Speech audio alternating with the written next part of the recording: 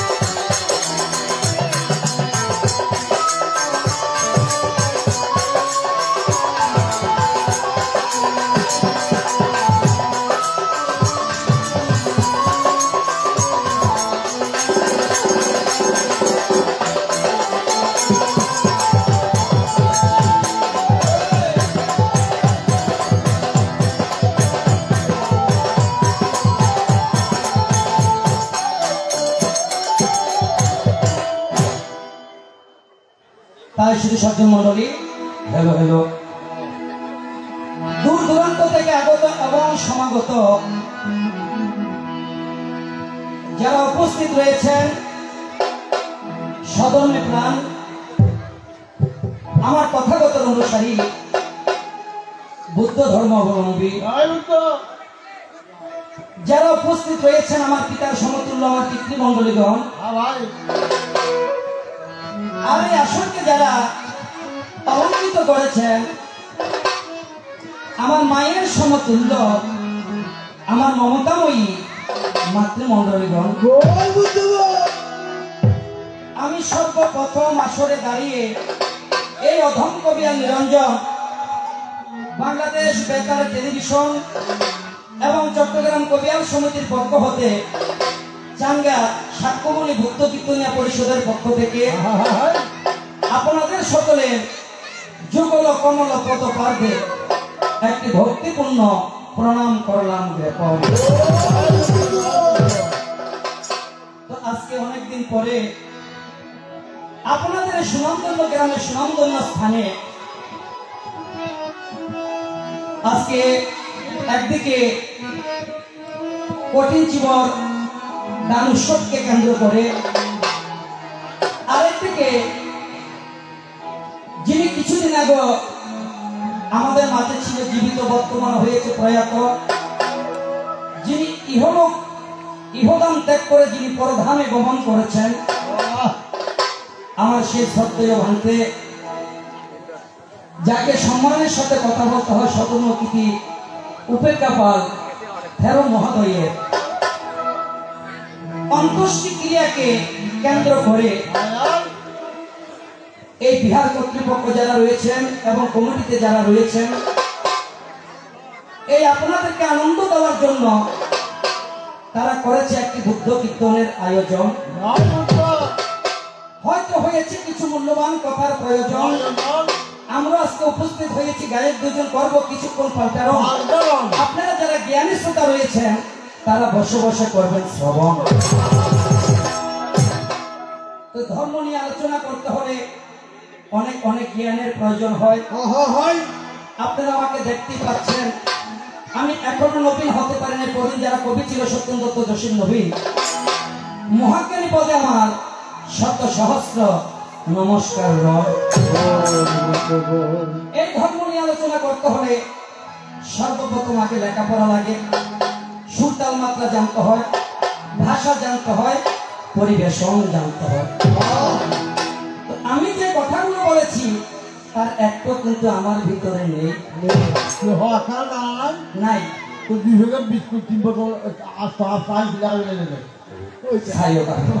ঠিক আছে, ধন্যবাদ। তো এখন নেই বলছি কেন, আমাকে দেখতে পাচ্ছেন নবীন বয়সে আমি কতটুকু বা শিখেছি, কতটুকু বা অর্জন করেছি, আর কতটুকু আপনাদেরকে বলতে পারবো। কারণ ধর্ম জিনিসটা হয়েছে সাগরের মতো। সাগরের মাঝখানে যদি কেউ একটি ছোট্ট পাথরের কোণা ফেলে, সেটা যেমন সাগরের মাঝখান থেকে তুলে নেওয়া যায় না, এই ধর্ম সাগরে যারা একবার ডুব মারবে সেখান থেকে উঠে আসা যায় না। তো আমার মতো ছেলে যারা এখনো হাতে মাঠে মার্বেল খেলে তারা, হ্যাঁ ভাই, তাই শুধু সজ্জন মন্ডলী। তো রাত্র যেহেতু গভীর হয়েছে সেদিকে আর যেতে না চাই। আচ্ছা, যত ভক্তগণ আজকে এই অন্ধকার হতে পারে আমার কথার ভুল, থাকতে পারে আমার ছন্দের পতন, হতে পারে আমার সুরের বিচ্ছুতি, মার্জনা করবেন আমায় বয়োজ্যেষ্ঠ গণে, পুত্র সজ্ঞানে সাহস এবং শক্তি যোগাবেন যত যুবক বন্ধু আছে কে শিশু যারা আগামী দিনের ভবিষ্যৎ তারা। একদিন উদয়মান সূর্যের মতো উঠিবে চুরিয়া, আমি তাদের তোরে লাল গোলাপ শুভেচ্ছাটুকু দিলাম রে মা। না জানি গো কেমন হয়, মনে আমার ভীষণ ভয়। একমাত্র জগৎগুরু চরণ ভরসা করিয়া আজ ভব নদী পারি দিব নাচিয়া না অগতির গতি দয়া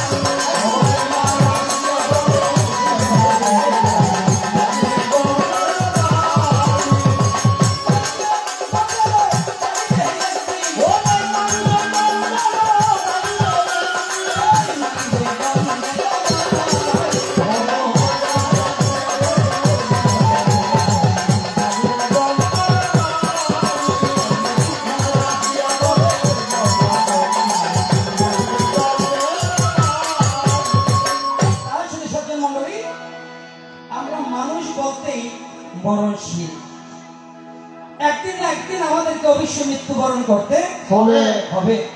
তো আমার ভাইতে যে পথে গিয়েছে আর আমরা এখানে যারা বসে রয়েছি আমরা সবাই কিন্তু সেই পথেরই যাত্রী।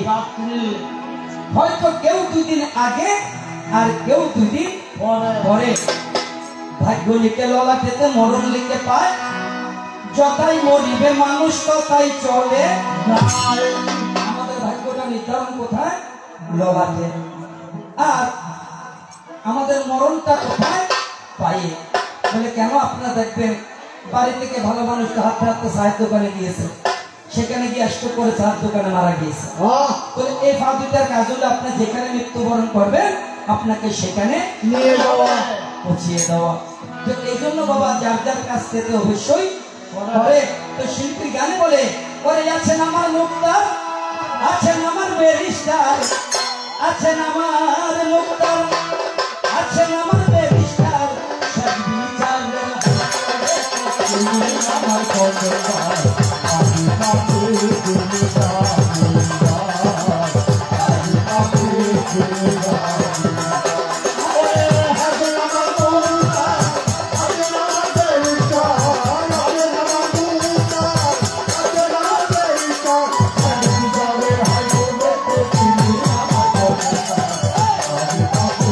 Oh,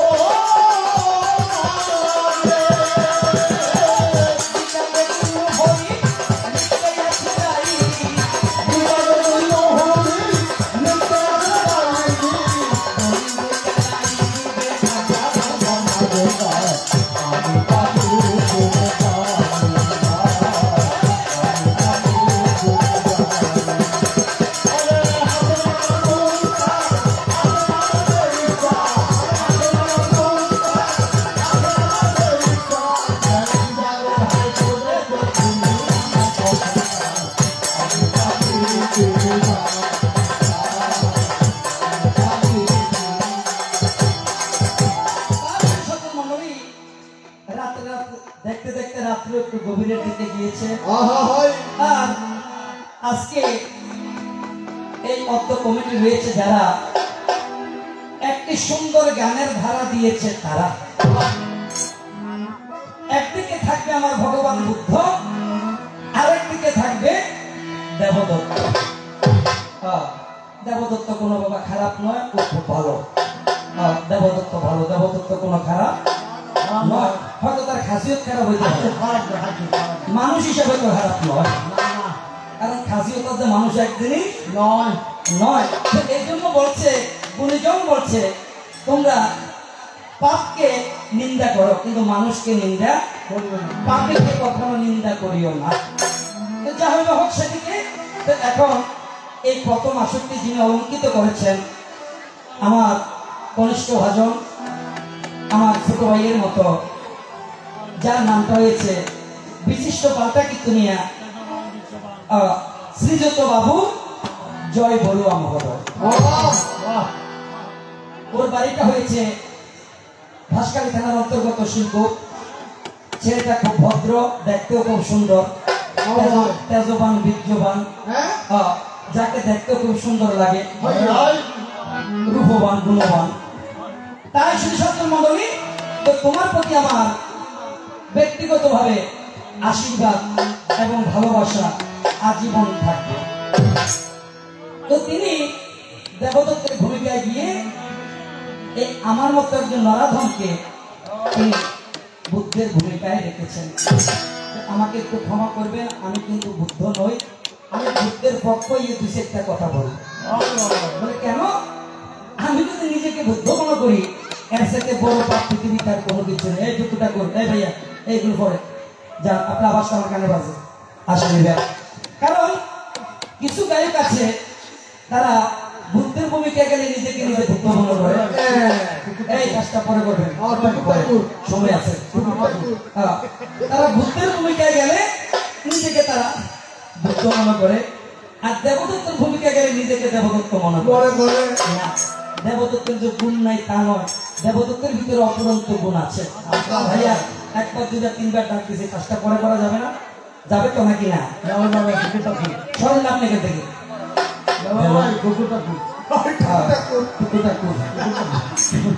তার শুধু সত্যের মন্ডলী। এখন আমি বুদ্ধের পক্ষে কথা বলবো। আমরা গায়কেরা কেমন? আমরা হচ্ছে কোর্টের উকিলের মতো। কোর্টে যদি কারো একটা মামলা যায়, বাদীও কথা বলে না, বিবাদীও কোনো কথা বলে না। কথা বলে কে? দুই পক্ষের দুইজন উকিল থাকে।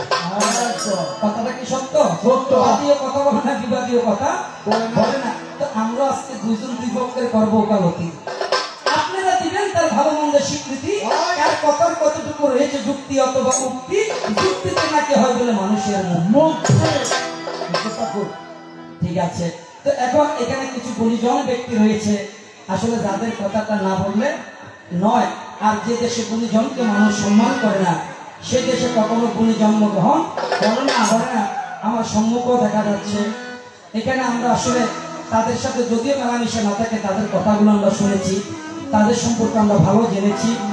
এখানে লেখা হয়েছে 1 নম্বরে, যার নামটা দেখতে পাই, হ্যালো হ্যালো হ্যালো, 1 নম্বরে এখানে যার নামটা দেখতে পাই, যার নামটা হলো শ্রীযুক্ত বাবু ভূপতি বড়ুয়া মহোদয়। তার আরেকটা ব্র্যাকেটের নাম আছে সুভাষ বাবু মনোহর।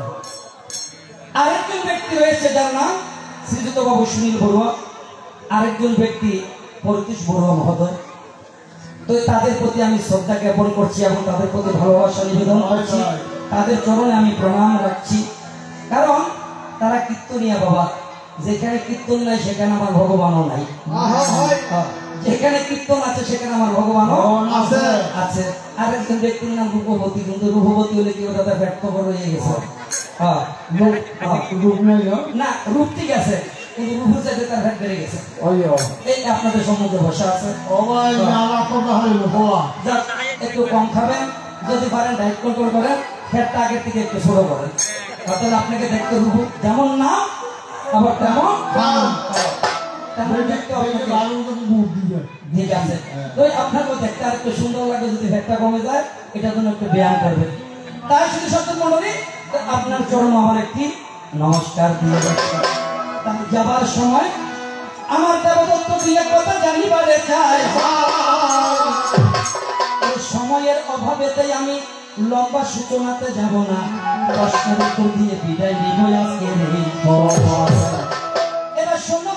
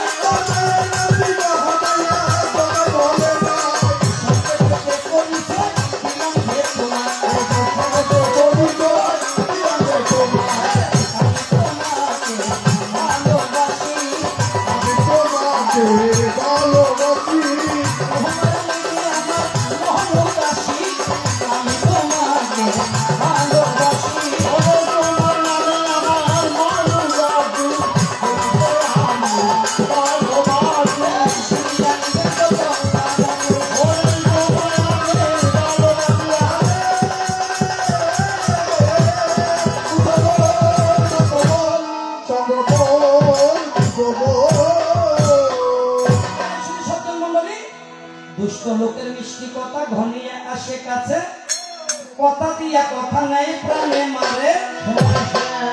তো দুষ্ট লোকদের কথা একটু মিষ্টি থাকে।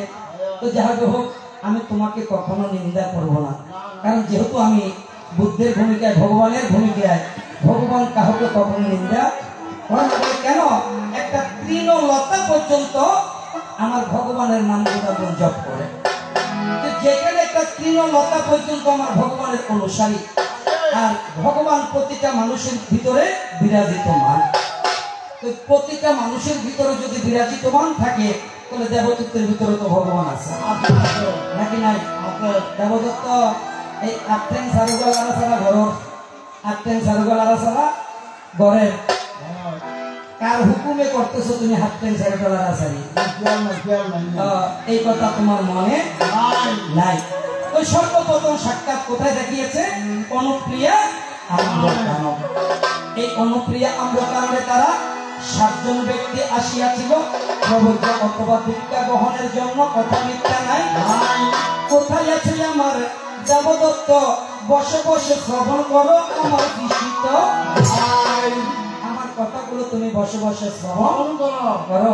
তো দুষ্ট লোকের নিষ্ঠ কথা, প্রথম যেদিন তুমি সাক্ষাতে এসেছিলে সেদিন তো তোমার কথাবার্তা গুলো খুব সুন্দর ছিল, সেদিন কিন্তু তার কথাবার্তা খারাপ ছিল না।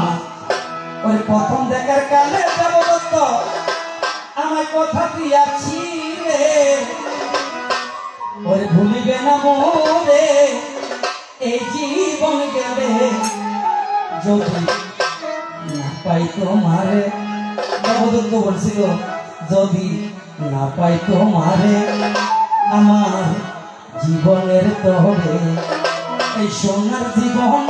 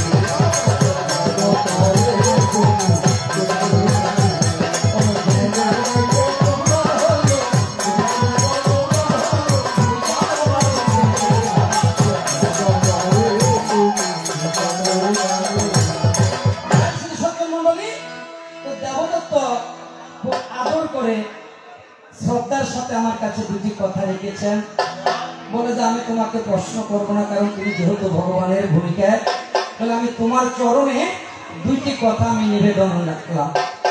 তার এক নম্বর প্রশ্ন, খুব সুন্দর প্রশ্ন, বলে ভগবান তুমি বলেছ এই পৃথিবীতে ধর্ম শ্রেষ্ঠ। কি বলেছে? ধর্ম শ্রেষ্ঠ। আবার তুমি বলেছ কঠিন বরদান শ্রেষ্ঠ। তো তিনি আবার বর্ণনা দিয়েছে, এক মুখে দুই কথা কয় মানুষ, এটা ভালো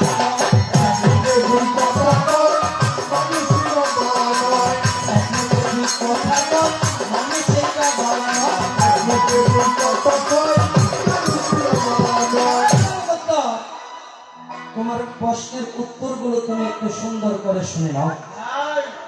ধর্ম শ্রেষ্ঠ কেন বলেছে? ধর্মের অপর নাম হয়েছে জ্ঞান। ধর্মের অপর নাম কি? জ্ঞান। যার আছে ধ্যান, বাবা যার আছে জ্ঞান তে করে ধর্মের জ্ঞান। আর যার ভিতরে জ্ঞান নাই, ধর্ম কি জিনিস তার বোঝার ক্ষমতা পৃথিবীতে নেই। তো ধর্ম শ্রেষ্ঠ কেন? এই পৃথিবীতে প্রতিটা মানুষ বেঁচে থাকে একটা ধর্মের উপরে। ধর্ম হয়েছে মানুষের জীবনের সবচেয়ে বড় পুঁজি। আর ধর্ম এমন একটা জিনিস যাকে ধরা যায় না, যাকে ছোঁয়া যায় না, যার রূপ নেই, যার রস নেই, যার কোনো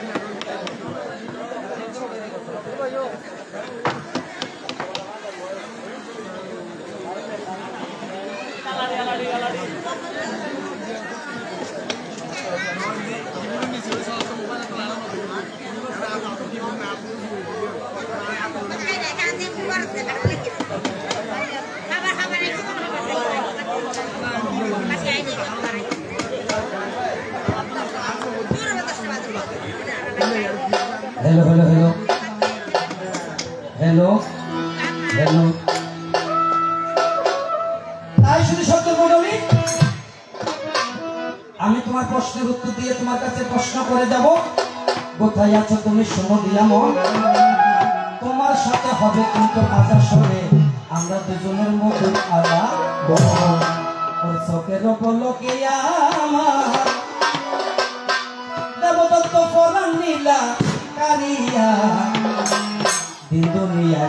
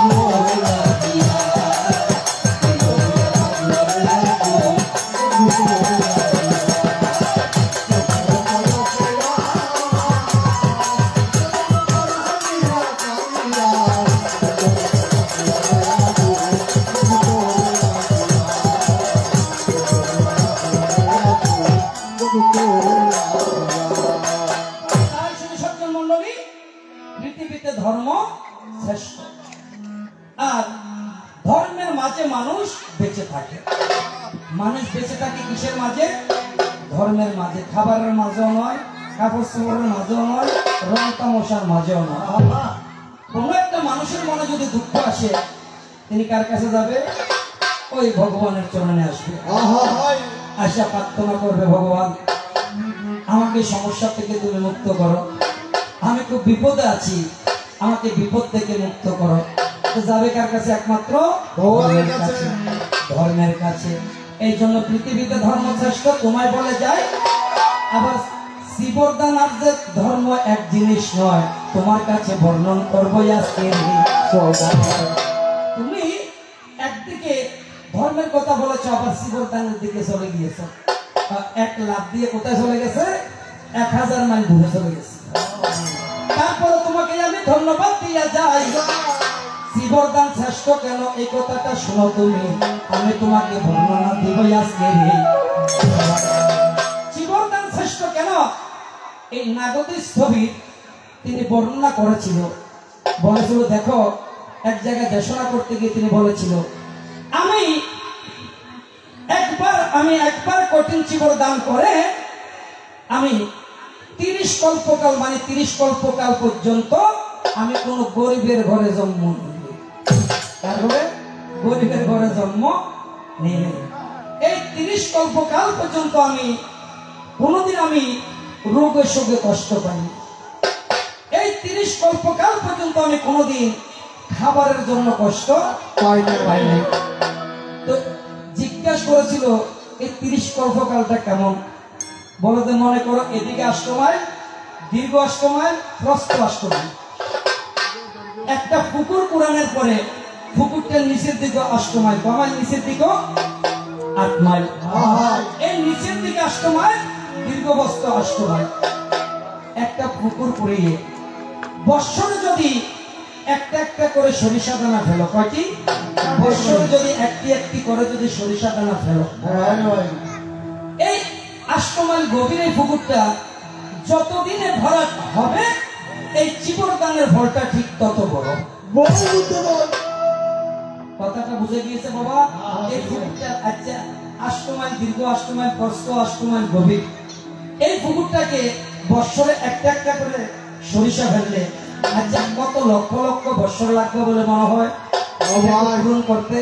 কয়েক জন্ম লাগবে, কয়েক জন্ম নয়, কয়েক কোটি জন্ম লাগবে, কয়েক কোটি কোটি জন্ম লাগবে। ঠিক জীবদানের ফলটা তত বড়। তোমাকে বলে যাই, কোথায় আছো দেবদত্ত, বসে বসে শ্রবণ করো আমার কথা।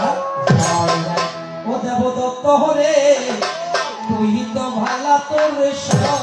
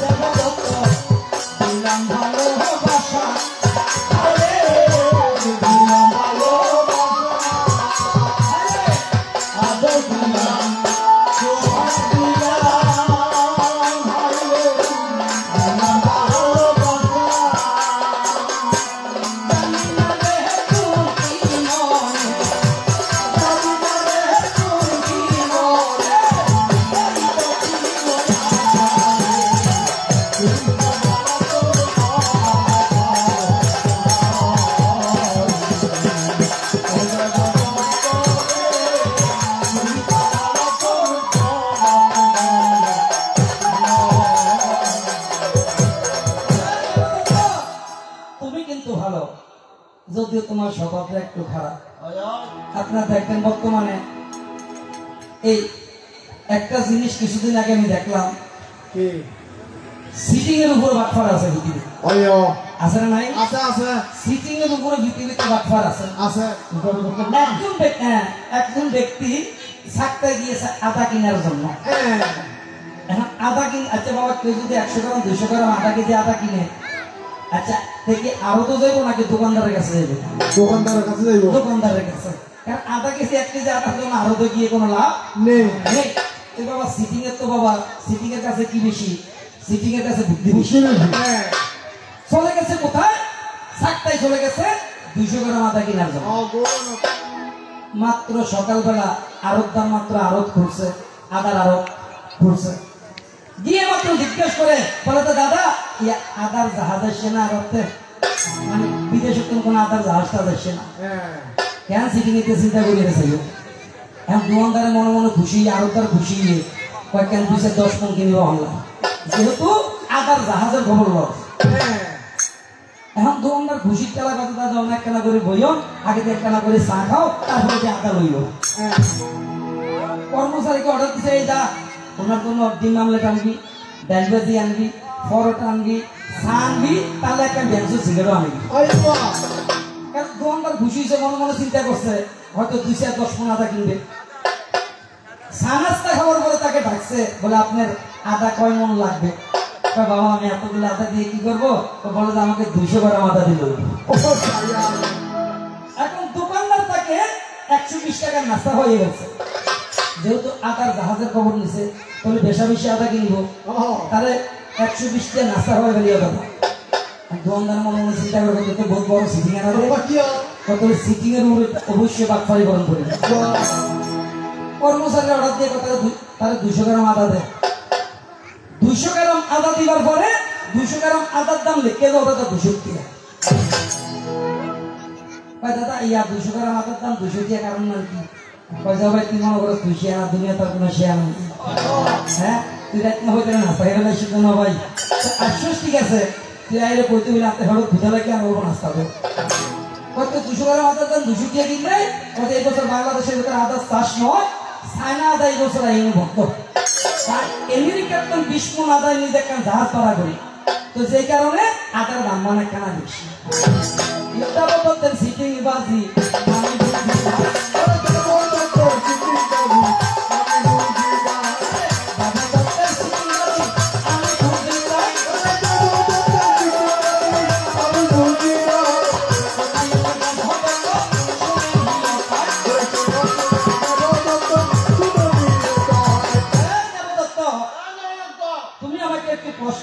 খুব সুন্দর বলে আমি যে খারাপ তুমি তো জানো, আর জেনে শুনে তুমি আমাকে দীক্ষিত করলে কেন? সুন্দর একটি প্রশ্ন দিয়েছে, বলে তুমি জানো জেনে শোনো বা তুমি আমাকে কেন তুমি দীক্ষিত করলে? দেবদত্ত তোমাকে আমি ধন্যবাদ জানাই, এত সুন্দর একটা প্রশ্ন তুমি দিয়ে গেলে আজকের এই অন্ধকার। এখানে কিছু কথা আছে, মৈত্রী, করুণা, উপেক্ষা, মুদিতা আছে না নাই? আছে। এই শব্দগুলোর মধ্যে এক একটা শব্দের মূল্য 1 কোটি টাকা। মৈত্রী শব্দের অর্থ হচ্ছে সবার সাথে সুন্দর আচরণ করো, সবার সাথে মিলেমিশে যেটা করবা করো, সবার সাথে মিলেমিশে করো, তাহলে কাজটা কি হবে? সুন্দর হবে। এই জন্য বলা হয়েছে কি সঙ্গ, সঙ্গ গুণে মানুষের রঙ্গ। মৈত্রী যদি ঠিক না থাকে, সঙ্গ যদি ঠিক না থাকে, তাহলে আমার ভগবানের নাম গুণাগুণ ঠিক। মৈত্রীর পরে আছে কি করুণা, মৈত্রীর পরে করুণা। করুণা বলে করুণা জিনিসটা কেমন? আমি জানি এই ব্যক্তিটা খারাপ, আমি জানি এই ব্যক্তিটা খারাপ খারাপ, তো তিনি খারাপ বলে কি আমি খারাপ? না না, আমি তো খারাপ না, আর আমার ভিতরে তো কোনো খারাপ আচরণ নেই। তিনি খারাপ হয়েছে বলে আমিও তার সাথে খারাপ আচরণ করব, সেটা তো কখনো হইতে পারে না।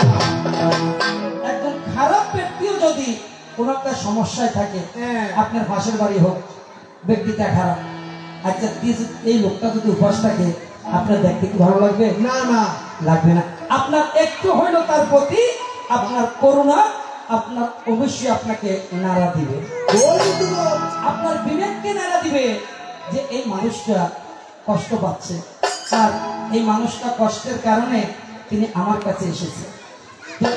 এখন বাবা মানুষটা খারাপ যে আমি জানি, কিন্তু তার ভিতরে তো ভগবান আছে। আর আমি জেনে শুনো, তুমি খারাপ যে জেনে শুনো, আমি তোমাকে দীক্ষিত করার পিছনে কারণ হয়েছে শুধু একটি, সেটা হচ্ছে আমি তোমার প্রতি করুণা করেছি। তোমার প্রতি কি করেছি? করুণা করেছি। পরে আপন মানুষ পর হইয়া যায়, আপন মানুষ পর হইয়া যায়, থাকলে কিছু স্বার্থের টান। তুই বলবে মানে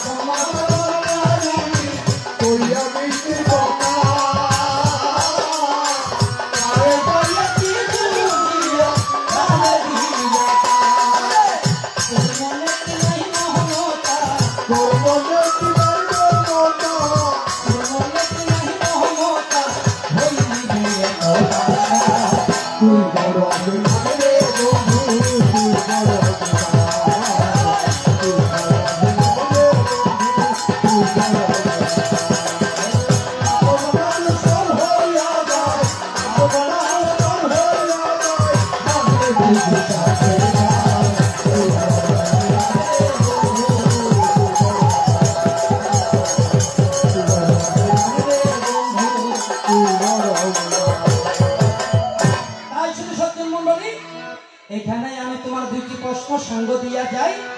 এবার যাবার সময় দেবদত্ত তোমাকে আদর করে ছোট ছোট দুইটি কথা জানিবারে চাই।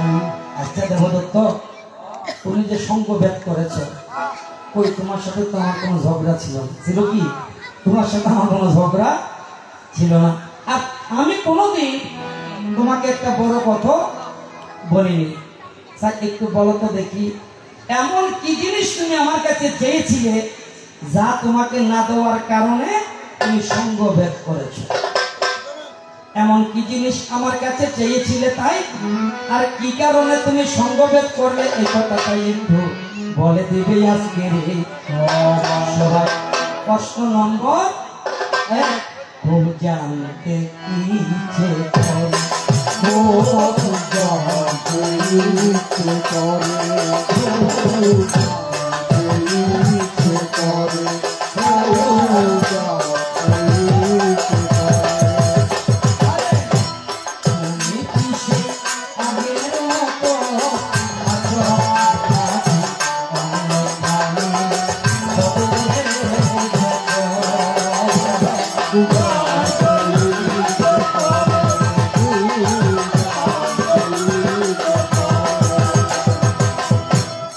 প্রশ্ন নম্বর 1, এই টাইমে নয় চাটা দিতে হয় আসল শ্বশুরের বিরতির সময়, কারণ তারা কি চা খাইবে না আমার সাথে জোয়ারি ধরবে।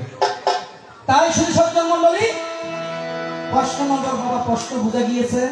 তোমার সাথে আমার কোনো বিবাদ ছিল না, তোমাকে আমি কোনোদিন বড় কথা বলিনি। এমন কি জিনিস তুমি আমার কাছে চেয়েছিলে যা আমি না দেওয়ার কারণে তোমাকে সঙ্গভেদ করতে হলো? এইটা একটু জানা থাকলে আজকে খুলে বলবে। তাই আমি মনে মনে চিন্তা করব তোমার আশাটা কেমন করে পৃথিবীতে পূর্ণ করা। প্রশ্ন নম্বর 1, এবার দ্বিতীয় নম্বর প্রশ্ন আরো সুন্দর। বাবা ইচ্ছা বলতে গেলে তো গান করতে হবে, উভয় নাই সাদর করেন আরেকবার দিবে, বিরতি দিবে, বিরতির মধ্যে চা অবশ্যই দিবে। এখন তোমার কাছে দাদা আমরা চাইবেন একটা জিনিস। এই কিছুদিন আগে 3 মাস আগে নোয়াখালী সরবড়া নামে একটা জায়গা আছে। আপনার নাম শুনেছেন কি? নোয়াখালী সরবড়া? হ্যাঁ, সরবড়া নাম শুনছি। ওই সরবড়া এলাকাটাতে কিন্তু আবার হিন্দু বেশি, মুসলমানের চেয়ে তো অন্য ধর্মের লোকের চাইতে হিন্দু বেশি। এখন আমরা যেখানে গান করতে গেছি, গান কয়দিন? 3 দিন। এক মঞ্চে গান হবে কয়দিন? 3 দিন। আমিও ছিলাম। চট্টগ্রামে তো গান হলে এক মঞ্চে একদিনের বেশি কোনো গান কোথায়ও নেই, কিন্তু সর্বদা জায়গাটার নাম হয়েছে ঘুষপুর, এক মঞ্চে 3 দিন গান। এখন আমরা প্রায় 8 জন মানুষ, আমরা যাওয়ার পরে আমাদেরকে এমন একটা বাড়িতে নিয়ে থাকতে দিয়েছে, তারা খুব শিক্ষিত মানুষ, তাদের সমাজটা খুব ভদ্র সমাজ, মানুষগুলো খুব ভালো। গৃহস্থ এসে বলে, দাদা আপনাদেরকে নমস্কার। আমি তো নমস্কার। তা আপনাদেরকে যেখানে রুম দিয়েছি পাশে কিন্তু আবার বাথরুমও আছে, আপনাদের যাতে দূরে যেতে না হয়, যাতে কষ্ট করতে না হয়, এই জন্য পাশে কিন্তু একটা বাথরুম আছে। আমি বলতে দাদা ঠিক আছে। এখন আমরা তো বাবা রাত্রেবেলা ঘুম গিয়েছি, এখন সকালবেলা এই গৃহস্থের বাড়ির প্রথম দেখি গৃহস্থের ছেলের বউ বাথরুমে গেছে। বাথরুমে গিয়ে মাত্র সাইডে গান করতেছে, হ্যালো হ্যালো আমার ফরানে যাহা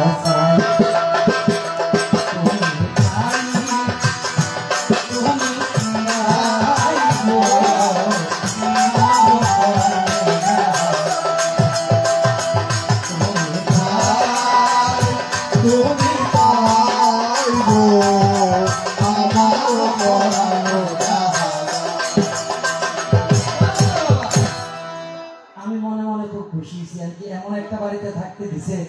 একবারে 7 সকালে ঘুম থেকে উঠে মাত্র আগে রবীন্দ্রসঙ্গীত শুনলাম। তোমার একটা যাইতে দেরি নাই, কিছুক্ষণ পর দিয়ে আবার আরেকজন গেছে। আরেকজন বাথরুমে ঢোকার সাথে সাথে তিনি দেখি নজরুল গীতি শুরু করে দিছে। বললি নীরব নারী ছবনে ঝরা বন গো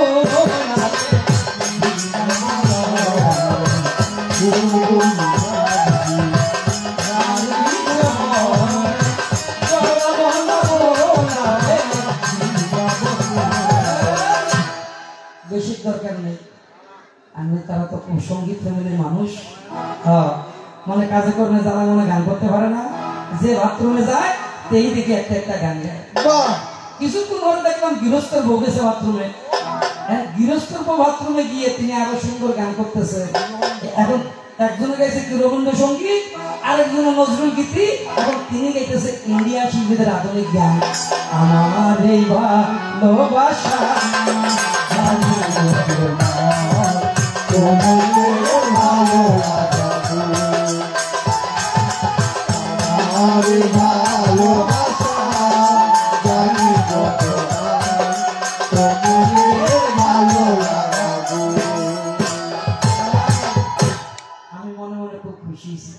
আমি যে এমন একটা ঘরে আমাদেরকে থাকতে দিছে, তাদের পুরাটা ফ্যামিলিটা সঙ্গীত ফ্যামিলি, তারা সবাই গান বাজনা গান। বাহ! কিছুক্ষণ পরে দেখলাম আমাদের জন্য অনেক অনেক নাস্তা নিয়ে আসছে, ফলফুল সহকারে। হ্যাঁ বলি দাদা এতগুলো খেতে হবে না, সকাল থেকে গান শুনতে শুনতে আমাদের ভেট ভরে গেছে। আমাদের জীবনটা ধন্য দাদা, আপনাদের মতো এমন একটা সঙ্গীত ফ্যামিলির বাড়িতে যে আমাদেরকে আশ্রয় দিয়েছে। গৃহস্থ বলে, দাদা আপনি এগুলো কি বলেন, লজ্জা দিচ্ছেন? আমি কিসের লজ্জা? আমি কেন? আমরা যে সঙ্গীত ফ্যামিলি, আপনি কিভাবে বুঝলেন? আমি সকালবেলা থেকে দেখতেছি যে বাথরুমে যায় তেই দেখি একটা একটা করে গান গায়। গৃহস্থ বলে, দাদা আমাকে লজ্জা দিয়েন না। আমি কি হয়েছে?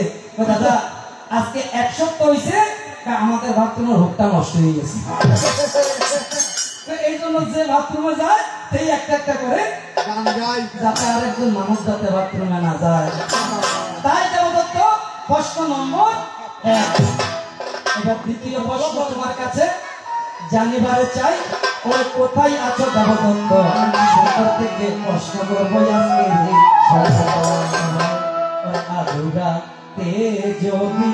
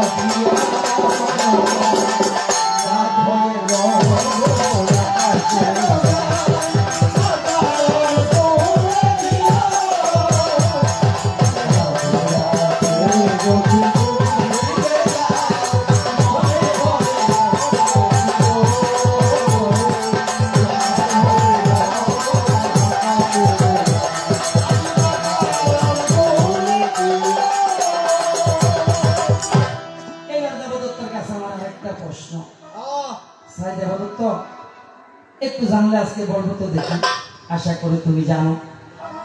তুমি অবশ্যই জানো। জানো। আচ্ছা দেবদত্ত, তোমার মৃত্যুর আগে এই দেবদত্তের রক্ত বমি হয়েছিল, কথাটা সত্য না মিথ্যা? সত্য। অবশ্যই সত্য। এই তোমার মৃত্যুর আগে রক্ত বমি হওয়ার পিছনে কারণটা কি? এইমাত্র ছোট ছোট দুইটি কথাই, আর অন্য কথা নাই। কোথায় আছো আমার দেবদত্ত? আমি তোমাকে একেবারে খারাপ বলবো না আজকের এই সময়। তুমি ভালো দেবদত্ত, খুব ভালো। তোমাকে আমি একবারের জন্য খারাপ বলবো না, বলতে রাজি নয়। হেলো হেলো, না ঠিক আছে, তোমরা বলতে পারো কিন্তু আমি বলতে পারি না। হেলো হেলো, ওরে আমি, ওরে তুমি আমার মনে মহাজন, ওরে তুমি আমার মনে মহাজন, ওরে সদয় হৃদয় কহে দয়া